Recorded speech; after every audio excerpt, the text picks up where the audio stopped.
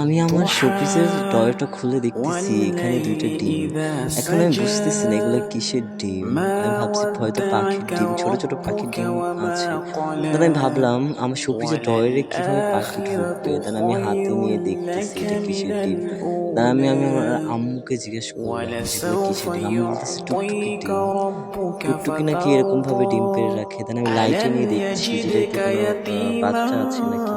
তারপর অনেকক্ষণ যাচাই-বাছাই করার পর দেখলাম রেড কালারের কয়েকটা ووجدك তারের মতো মেবি রগ বাচ্চা ضالا জন্মাচ্ছে। দেন আমি অনেকক্ষণ লাইটে فهدى দেখতেছি।